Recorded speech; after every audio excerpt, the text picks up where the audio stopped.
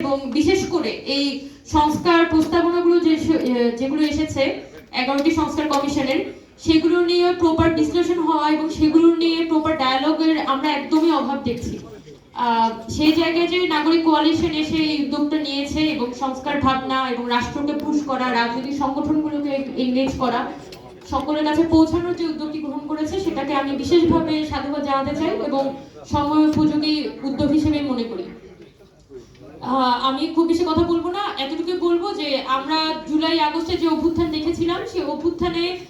জনগণ আসলে আমাদের রাষ্ট্রের তো একটা ক্যাপাসিটি থাকে, জনগণ আসলে রাষ্ট্রকে ছাপিয়ে চলে গিয়েছিল এবং রাষ্ট্রের ক্যাপাসিটিকে ছাড়িয়ে আমরা ছাত্র জনতা বহুদূর চলে গেছি। তো আস্তে আস্তে আস্তে কিন্তু আমরা আমাদের নিজেদেরকে ওই যে থাকে না আসমান থেকে জমিনে নিয়ে আসছি, তো জমিনে নিয়ে আসতে তো একটু সময় লাগে, কিন্তু ওই জমিনটা আসলে কেমন হবে ওইটা তো একটু নির্মাণ করার বিষয় আছে। যারা সোসাইটির একটু বুদ্ধিভিত্তিক অংশ, যারা জানেন যে কোনটার ক্যাজুয়ালিটিটা কেমন, তাদেরকে আসলে উদ্যোগটা নিতে হবে, তাদেরকে দায়িত্বটা নিতে হবে। এবং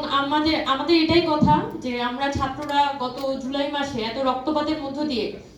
চেয়েছিলাম যে এই ধরনের স্বৈরাচারী ব্যবস্থা, এই ধরনের ফ্যাসিবাদী ব্যবস্থা কোনোভাবেই যাতে এই দেশের কায়েম হওয়ার সুযোগ না হয়।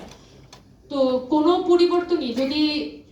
এমন অবস্থায় যায় যে জনগণের মধ্যেই আস্থাটা তৈরি করতে না পারে যে আমাদের দেশে আসলেই কোনো গণতান্ত্রিক উত্তরণ সম্ভব, যদি জনগণ এই আস্থাটা তৈরি করতে না পারে, তাহলে দেখা যাবে যে পুনরায় দেশে একটা ফিউটাল সাইকেলে আমরা ঢুকে যেতে পারি। সো আমাদের এই দায়িত্বগুলো নিয়ে আমরা সকলেই এখানে দায়িত্বশীলরা আছি, আমাদের এই দায়িত্বটা নিয়ে জনগণের সাথে কানেক্ট হওয়া, তাদের আকাঙ্ক্ষাগুলোকে যেমন স্টেজে তুলে আনতে হবে, তেমনি নতুন পলিসি এবং জনগণের